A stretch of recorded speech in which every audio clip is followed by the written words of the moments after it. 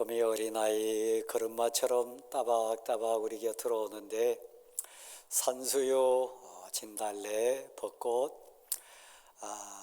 개나리 손잡고 오는 듯 합니다. 네, 여러분 뉴스를 들어서 아시고 보시듯이 봄가뭄이 좀 심하고 건조가 있어서 전국 각처에 산불이 심합니다. 위해서 기도해야 될 부분이고, 산화의 가뭄뿐만 아니라 우리 백성들 마음에도 이 가뭄이라고 하는 공의와 정의에 대한 그런 가뭄이 있어서 거리로, 광장으로 또 울부짖은 가운데 나오는 발걸음들이 많습니다. 하나님이 원하셨던 이 땅의 평화의 동산, 또 믿는 하나님의 사람들이 그리고 꿈꾸는 평화의 동산은 꽃이 마음껏 웃어주는 그런 동산입니다. 새들이 우리 보면서 노래해주고 그 가운데에 걷는 하나님의 아들과 딸들이 소곤소곤대면서 은혜롭게 사랑스럽게 대화하는 그런 사랑의 동산이 귀한 봄 동산일 텐데, 황사뿐만 아니라 시대 흐름이 우리를 좀 많이 당황스럽게 합니다. 그래서 오늘 본문 배경 말씀도 그런 눈물과 아픔 속에 응당 평화의 동산에 살아야 될 하나님의 사람들이 웃음을 잃어버리고 또 사랑을 놓쳐버리고 갈등하고 미워하면서 싸우는, 아파하는 그런 안타까움을 보면서 사랑하는 제자들 앞에 부르셔서 가슴으로 주신 말씀이 산상수훈 가운데 이 본문 내용입니다. 오늘의 주제는 화평입니다. 하나됨입니다. 온전히 사랑으로 같이 가는 겁니다. 예수 믿는 이유, 교회 다니는 목적, 우리 주님 예수 그리스도께서 이 땅에 오신 그 궁극적인 목적은 우리에게 하나님은 아버지십니다. 우리는 하나님 앞에 섰을 때 당당하게 그리고 감격 속에 나는 하나님의 아들입니다, 나는 하나님의 딸입니다 고백하는 그 은혜의 선포와 고백과 하나됨이요. 정말 그렇습니다.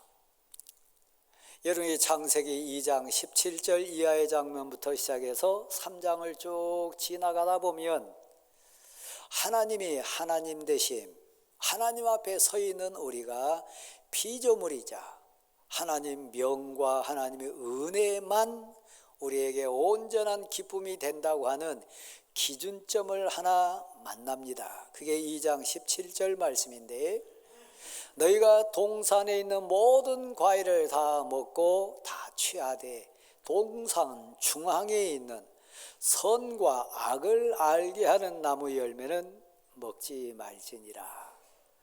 먹는 날에는 반드시 너희가 죽으리라. 기준을 정해 주셨습니다. 하나님이 창조주 되심, 하나님이 온 세상 우주 만물의 주권자가 되심, 그리고 그 은혜 속에 사는 우리 인생들은 하나님의 피조물인 것, 오직 하나님의 사랑 속에 살아야만, 하나님의 명령에 그 안에 있어야만 참 기쁨, 참 자유, 참 평화가 이루어진다고 하는 기준점이 분명히 있습니다. 그 기준점을 허무는 것이 죄입니다. 그것을 불순종하는 것이 죄악입니다. 하나님을 하나님으로 고백하지 않는 것이 멸망의 첫걸음입니다. 하나님 되심, 그래서 감격으로 고백할 나는 하나님의 아들입니다, 하나님의 딸입니다, 이 고백할 수 있느냐 없느냐는 신앙의 판별 기준입니다. 그러므로 사랑하는 대구학교의 성도 여러분, 신앙의 본질이 뭡니까? 믿음의 본질이 무엇입니까? 우리 주님이 이 땅에 구세주로 오신 그 목적이 무엇입니까? 물질이 아닙니다. 배경화 아닙니다. 세상 가치 채우는 것 아닙니다. 하나님이 진정 나의 아버지가 되신다면 그 하나님 앞에 섰을 때 내가 진실로 하나님의 아들과 딸이 된다고 하는 고백이 온전히 이루어진다면 사실 무엇이 두렵겠습니까? 누가 무섭겠습니까? 무엇을 주저할 수 있겠습니까? 그 어떤 것도 겁날 것이 있겠습니까? 그래서 참 자유, 참 평화, 참 기쁨은 이 죄의 문제 해결에서 시작됩니다. 죄의 담이 딱 쳐지는 그 순간 평화가 사라집니다. 죄의 울타리가 생기는 순간 갈등하게 되어 있고 미워하게 되어 있고 싸우게 되어 있습니다. 창세기 2장 3장에 다시 가보면 하나님과 우리 사이에 죄의 담이 쳐졌습니다. 에덴 동산을 거닐었던 아담과 하와 인생들이 하나님에 대해서 경외함과 사랑함과 그 은혜와 은총 속에 살았던 자유함이 죄의 담에 갇히는 순간 다 사라졌습니다. 에덴 동산에서 쫓겨나게 되어 있습니다. 하나님 무서워서요. 하나님이 두려움의 대상이 되었어요. 하나님도 인생을 에덴 동산에서 쫓아내셨습니다.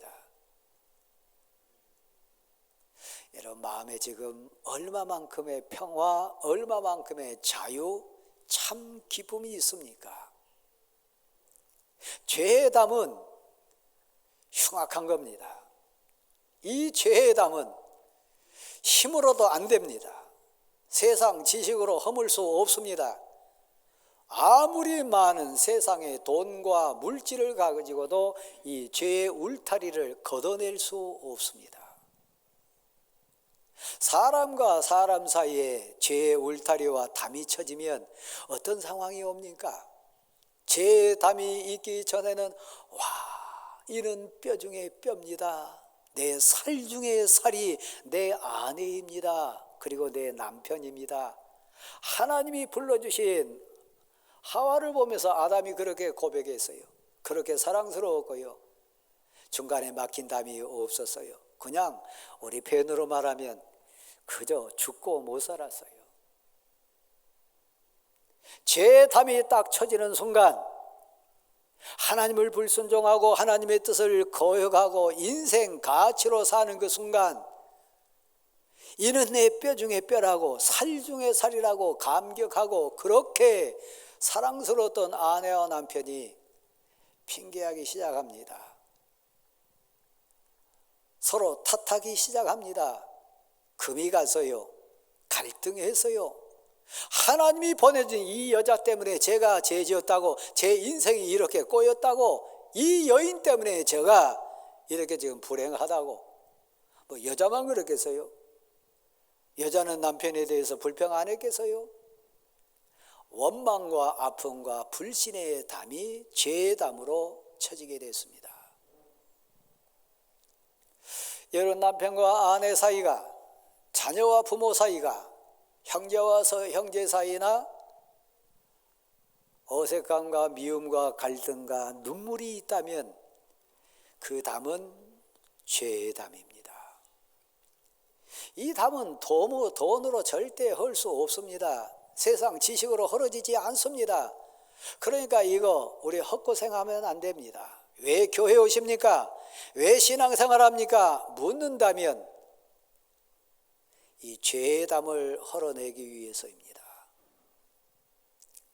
자연과 인생도 그렇게 좋았어요. 여러분 독사굴에 어린애가 손을 놓고 이렇게 장난쳐도 독사가 물지 않는다 그래서요. 사자들이 어린 양과 막 어울려 다녔어요. 꽃도 아름다울 뿐만 아니라 시냇물 소리도 노래처럼 들렸어요. 모든 봄동산에 이루어진 그 평화가 다 선물이었어요. 하나님의 작품이었어요. 이것은 하나님이 만드신 거다 고백할 수 있어서요. 죄의 담이 쳐지는 순간 자연과도 분리가 됩니다. 환경을 훼손하잖아요. 저 해일이 무섭잖아요. 지진 일어나 보세요. 산사태 일어나 보세요. 사자가 귀엽습니까? 곰이 여러분 정답게 산책할 수 있습니까? 아니요. 모든 게 깨졌습니다. 하나님의 작품으로 감탄하면서 보는 것이 아니라 훼손을 합니다. 그리고 자연 앞에 우리는 나약한 인생으로 두려움을 느끼게 되어 있습니다. 눈사태 나보세요. 여러분 풍랑이 일어보세요. 바다가 분노해 보세요. 어떤 상황이 됩니까? 화산이 폭발해 보세요. 자연이요 온전치 않습니다. 절 보실랍니까? 여러분이 심각하게 생각지 않을 수 있는데 그냥 대충 이웃과 갈등하며 살 수 있다. 자연스럽게 피해 다니면서 그냥 관리하며 살 수 있다. 그렇게 생각할 수 있어요. 또 이웃 사람들과 관계 속에 그저 그렇게 또 하나님 앞에서도 그냥 이렇게 숨어 다닐 수 있다 생각할 수 있어요. 가장 본질적이고 무서운 것이 하나 있습니다. 하나님 앞에 불순종하고 인생의 본질을 내가 피조물인 것, 하나님이 온 우주 만물의 주인된 그 기준점이 흐트러지면 자연스럽게 당연히 오는 것이 있습니다. 그게 내 속사람과 겉사람이 분리되는 겁니다. 내 속사람과 겉사람 사이에 죄의 담이 쳐지는 겁니다. 내가 봐도 내가 싫어요. 내가 생각해도 내가 정말 우습게 여겨져요. 내가 나를 사랑하지 못해. 그냥 스스로 막 머리를 쥐어박는 사람이 있고요. 벽에다가 머리를 막 들이받는 사람도 있어요. 심지어는 자기의 목숨을 끊는 사람도 있어요. 왜요? 내 속사람이 겉사람을 사랑하지 못하고 내 겉사람이 속사람을 이해하지 못해요. 분리됐어요. 하나 되지 못해요. 오늘 주제는 평화입니다. 화평입니다. 화평케 하는 자들은 복이 있나니 저들이 하나님을 아버지라 할 것이고 하나님의 아들이라 딸이라 칭함을 받을 것이라. 은혜가 여러분을 온전히 주관해 보세요. 하나님 여러분 마음속에 성령으로 임재해 가지고 하나님과 나 사이에 죄의 담이 헐어져 가지고 하나님과 하나 돼 보세요. 하나님의 은혜의 사랑, 하나님이 주신 복, 하나님 주신 그 기쁨과 자유함과 감격, 세상 어디서 그런 기쁨과 자유함을 얻을 수 있나요? 하나님이 내 아버지신데 하나님이 날 용서하셨고 하나님이 날 사랑하시고 하나님이 나와 함께 하시는데 하나님이 내 편이신데 하나님이 두려움의 대상이 아니라 사랑의 아버지로 다가와 주시는 거예요. 하나님을 피하지 않아요. 단순히 하나님 심판의 대상으로만 보지 않아요. 자비하시고 인자하시고 사랑 많으신 내 아버지로 나를 품에 안아주시는 나의 아버지로 우리가 영접하게 돼요. 여러분, 은혜가 여러분을 복음에 여러분이 감동되어 보세요. 옆에 있는 아내가 그렇게 예쁠 수 없어요. 남편이 그렇게 귀할 수 없어요. 이는 내 뼈 중에 뼈야. 내 살 중에 살이야. 서로 고백할 수 있어요. 다 이뻐요. 다 사랑스러워요. 중간에 담이 헐어졌기 때문입니다. 소곤 오손도손 얘기하면서 하나 될 수 있어요. 소통이요 막힘이 없어요. 다 통해요. 눈빛만 봐도요 서로를 이해할 수 있고 하나 될 수 있어요. 봄동산의 꽃 속에서 정말 새 노래 들으면서 두 부부가 손잡고 걷는 그 아름다운 환상의 장면이 은혜 가운데 이루어질 수 있다는 겁니다. 이웃이 다 이뻐요. 아버지도 존경스럽고 어머니도 사랑스럽고 아들, 딸 그렇게 이쁠 수가 없어요. 이웃에 있는 어떤 이웃도 다 사랑스럽고 존경스럽고 귀하게 보여요. 죄의 답이 헐어졌기 때문입니다. 하나 됐기 때문입니다. 이 복, 이 은혜, 이 사랑을 우리에게 주시기 위하여 예수님이 오셨어요. 은혜 받아보세요. 성령 충만해 보세요. 꽃들이 나보고 다 웃어주는 것 같아요. 새가 울음소리로 들리는 것이 아니라 새의 노래로 들려요. 막 흘러가는 냇물이 찬양으로 들려요. 다 귀해요. 왜요? 이것은 하나님이 나를 위해 주신 작품이라. 하나님이 나를 위해 주신 은혜의 선물이라. 그 모든 것이 막 나뭇가지가 춤추는 것 같아요. 하늘이 맑고요. 온 세상 우주 만물이 그렇게 하나님의 걸작품으로 아름다울 수가 없어요.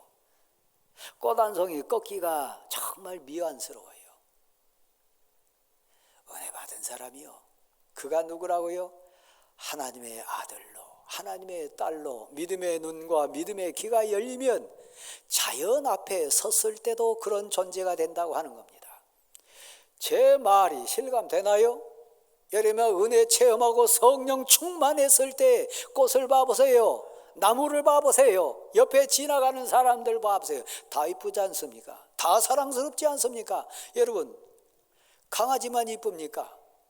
그 강아지도요, 죄에 싹이 싹 들어오면요 물어뜯어요. 그죠?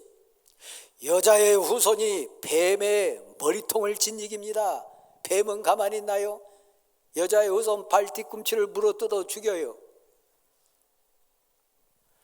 평화가 깨지면, 화평이 깨지면 하나님의 아들과 딸로서 지위를 잃고 에덴 동산에서 쫓겨나면 하나님 앞에서도 두렵고 사람들 앞에서도 두렵고 자연 앞에서도 두렵고 내 자신이 봐도 내가 미워요, 내가 싫어요. 내 인생이 가치 없이 느껴져요. 은혜가 여러분을 채워보세요. 성령 충만으로 중간에 죄담이 헐어져 보세요. 내가 무엇이 간데 하나님 나에게 이런 복을 주셨나? 거울아 누가 제일 이쁘니? 내가 그렇게 귀하게 보여요.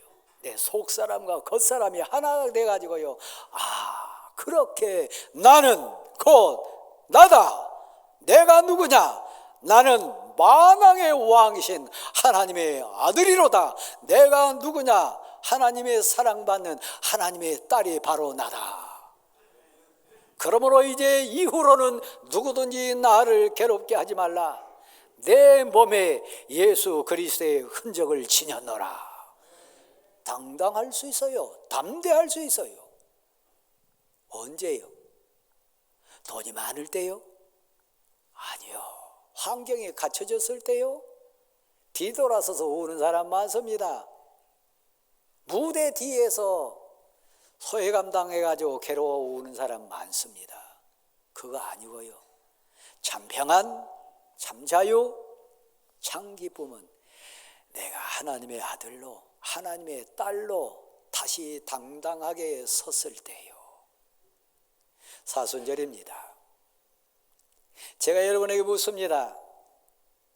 하나님의 아들 맞습니까? 하나님의 딸 고백할 수 있습니까? 그게 지금 흔들린다면, 좀 비틀거린다면 이 사순절 기간에 회복하십시오. 하나님은 기다리고 계시니까요. 은혜가 회복되면, 관계가 회복되면, 중간에 막힌 담을 헐어내면 우리 주님이 에베소서 2장 14절의 말씀처럼 그분이 오신 것은 우리 중간에 있는 담을, 죄의 담을 허물어내기 위해서입니다.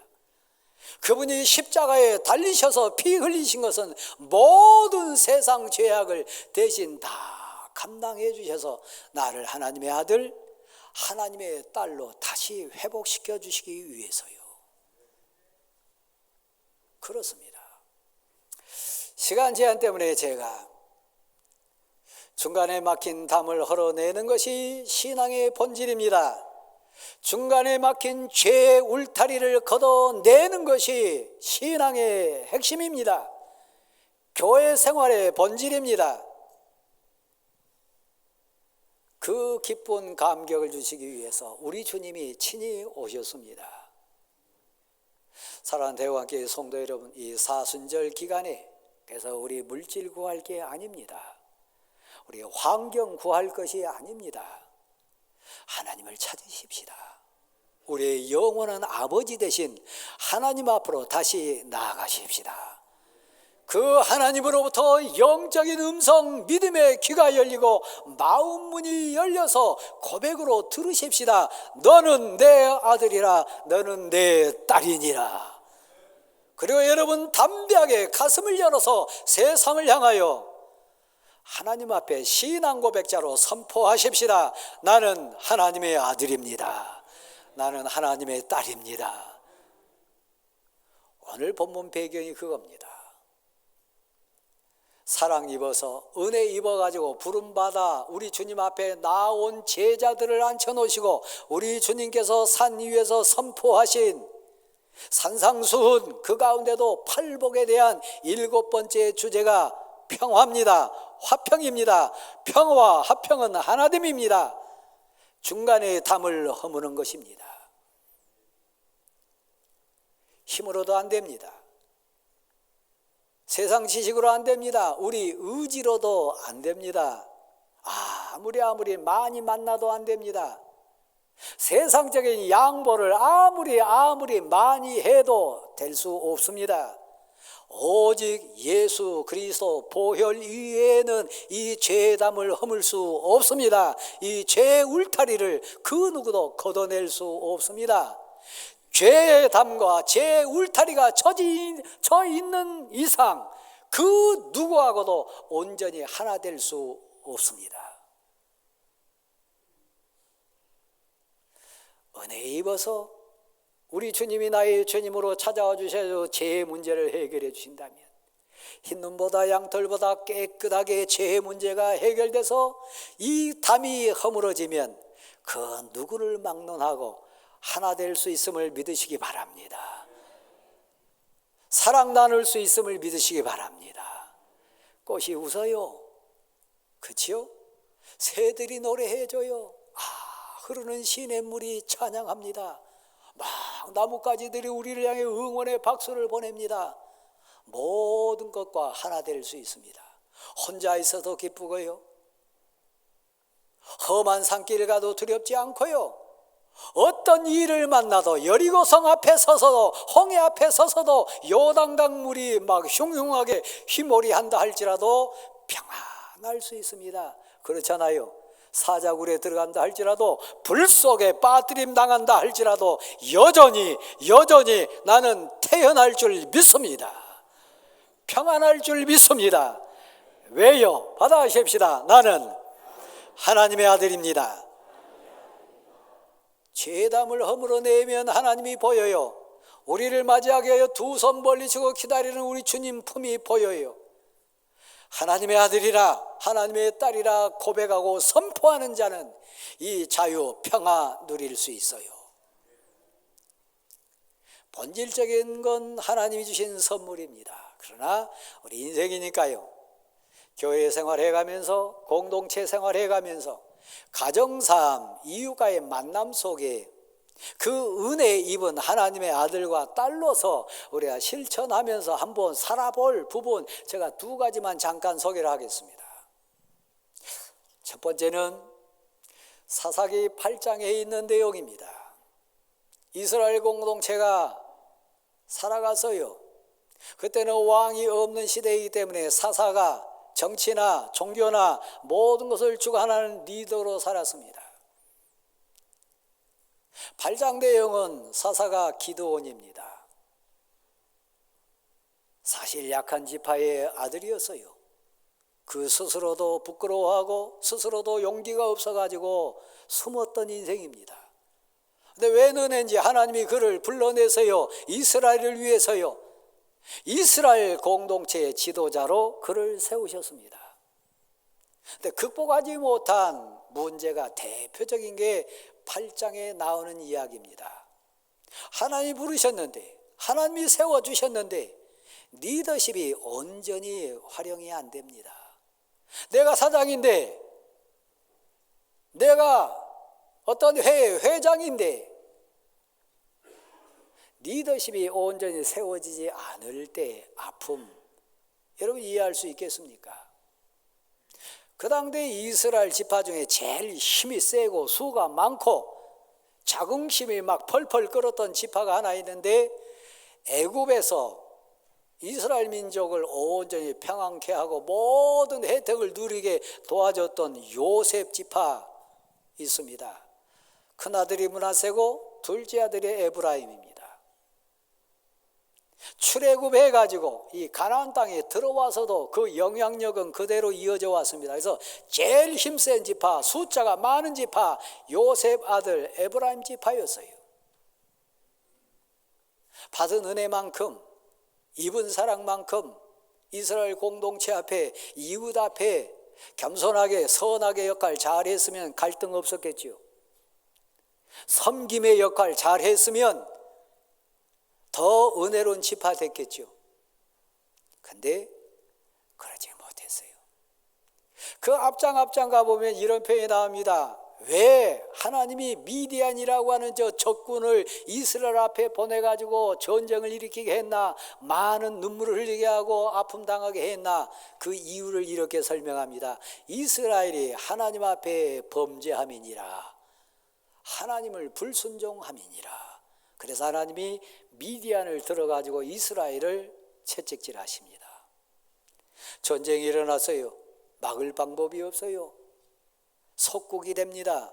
꼼짝없이 그냥 짓눌려 삽니다. 그때 하나님이 기드온이라고 하는 사사를 세우셔가지고 이스라엘을 해방시키기 원하셨어요. 문제가 뭐라고요? 이 에브라임 지파요. 쏙 빠졌습니다. 함께 전쟁하자, 우리 생명을 걸고 우리 민족을 한번 이렇게 세워보자 그랬을 때 뒤로 쏙 빠졌습니다. 그리고 싸워가지고 이겨가지고 오니까 그때 고개를 쑥 내밀면서 지분을 요구합니다. 핑계합니다. 갈등을 부추기면서 왜 우리를 무시했냐고, 왜 우리를 부르지 아니했냐고, 왜 우리를 업신여겼냐고 오히려 다툼을 일으킵니다. 잘 보실랍니까? 때로 우리 살다 보면 억울한 일 당할 때 있어요.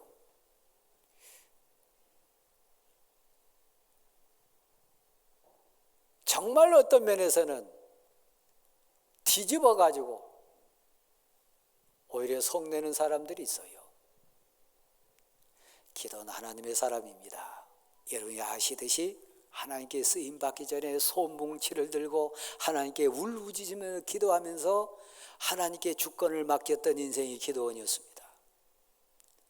전쟁 마친 다음에도, 승리한 다음에도 기드온은 그 고백을 놓치지 않았어요. 그래서 시비를 걸어오고 분란을 일으키고 투정하는 그 에브라임 지파 앞에서도 평화를 이룰 수 있는 은혜를 나타낼 수 있었어요. 싸움 거는 그들 앞에 맞서서 싸우지 않았습니다. 절 보실랍니까? 왜 그런 줄 아세요? 하나님이 나의 아버지십니다. 나는 하나님의 아들입니다. 이 고백이 있었기 때문에, 하나님이 다 보고 계시고 아시고 계신 걸 고백했기 때문에요. 시비 거는 에브라임 지파 앞에 그들의 노를 누그러뜨리니라, 그들의 노가 사라지니라. 분노를 잠재우는 비결이 있어요. 그게 뭔지 아세요? 한번 받아십시다. 남을 더 높여주자. 당신들이 이룬 거 우리 민족이 압니다. 당신 지파가 정말 우리 민족 앞에 행했던 수많은 거 압니다. 우리 지파가 이 미디안에게 한번 싸워가지고 이긴 거 뭐 이거 대단하겠습니까? 당신들의 인생의 그 끝물이 우리 지파, 우리들이 이루었던 만물보다 더 귀합니다. 당신들의 찌끄러기가 우리의 귀한 소중한 것보다 더 큰데 뭘 화내십니까?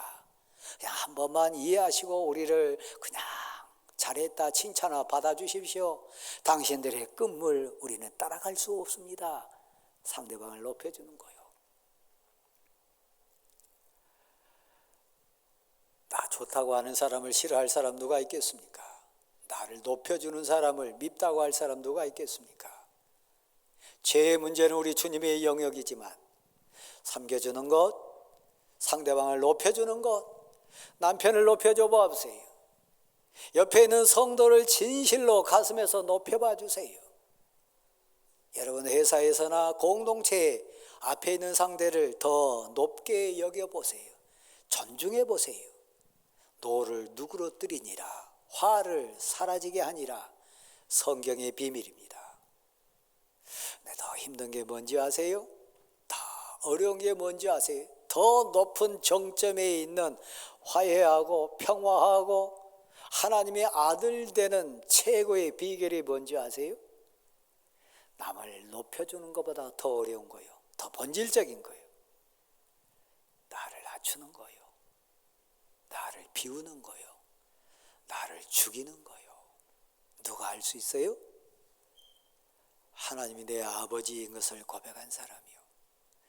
내가 하나님의 아들이고 하나님의 딸인 것을 진심으로 가슴으로 믿고 입을 열어서 고백하면서 선포할 수 있는 하나님의 아들, 딸이요. 자, 다시 한번 고백하겠습니다. 고린도전서 15장 31절 말씀을 그대로 제가 여러분에게 소개하겠습니다. 우리 주 예수 그리스도 안에서 너희를 향한 나의 자랑을 두고 단언하노니 나는 날마다 죽노라. 너에 대한 나의 자랑이라고 그랬습니다. 예수 그리스도 안에서 너희를 향한 나의 자랑이라고 그랬습니다. 예수 믿는 내가 너 앞에서 내가 자랑할 수 있는 건 이거라고 그랬습니다. 하나님이 내 아버지시니까, 예수님이 나의 주님이시니까 너를 위해서 내가 죽노라. 너를 위해서 내가 십자가에 못 박히노라. 그것이 자랑이라고 그랬습니다. 갈등이 생겨서 힘드시나요? 미움이 막 가슴에서 화산처럼 솟아나가지고 힘드시나요? 도저히 이해할 수 없고 용서할 수 없고 하나 되지 못해가지고 아프시나요? 받아하십시다. 내가 십자가 앞에 죽습니다. 안 죽어서 그래요. 십자가 앞에 못 박지 못해서 그래요. 그건 여러분 얘기가 아닙니다. 제 얘기입니다. 제가 체험해 보니까요. 제가 사역 가운데 고백해 보니까요. 제가 안 죽으니까요. 그 어떤 인생도 용서가 안 돼요. 제가 비우지 않으니까요. 그 어떤 인생도 이쁘게 보이지 않아요. 제가 온전히 십자가에서 내가 죄인이었는데 하나님의 은혜 때문에 용서받은 인생입니다. 이 고백으로 엎드리지 않으니까요. 그 어떤 만남도 그 어떤 관계도 완전히 참된 평화 이루어지지 않았어요.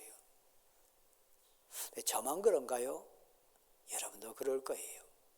성경이, 우리 주님이 오늘 이 본문에서 우리에게 사순절 맞는 우리에게 주신 교훈 그겁니다. 화평케 하는 자는, 더 쉬운 표현으로 말하면 용서한 자입니다. 자기를 비우는 자입니다. 자기보다 앞에 있는 상대를 높이는 자입니다. 하나님을 아버지라 고백하면서, 나 하나님의 아들이라고 고백하면서 내가 만나는 사람, 머무는 곳, 내가 행하는 일 가운데 나를 비우고 낮추고 너희 안에 이 마음을 품으라. 곧 그리스도 예수의 마음이니. 우리 주님이 본래 하나님의 본체셨어요. 근데 육신을 입고 이 땅에 오셨어요. 죄인 스스로 되셔가지고 십자가 지셨어요. 십자가에 피 흘리셨어요. 스스로요. 자원하셔서요. 사순절에 저를 다시 보실랍니까?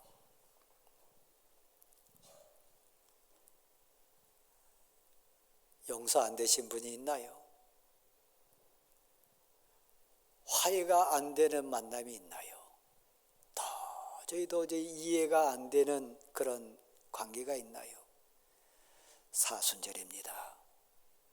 십자가 지신 주님이 오늘 산상수훈 가운데 화평케 하는 자는 복이 있나니 저들이 하나님의 아들이라 일컬음을 받는다 그랬습니다. 여러분이 하나님 아들이 되는 기간 되기를 소원합니다. 하나님 딸로 다시 거듭나는 사순절 되기를 소원합니다. 근데 이건 우리 의지로 안 돼요. 우리 노력으로 되는 게 아니에요. 하나님의 은혜로 되는 거예요. 하나님이 그 소원 가지고 간구하면 우리에게도 이 복 주실 줄 믿습니다.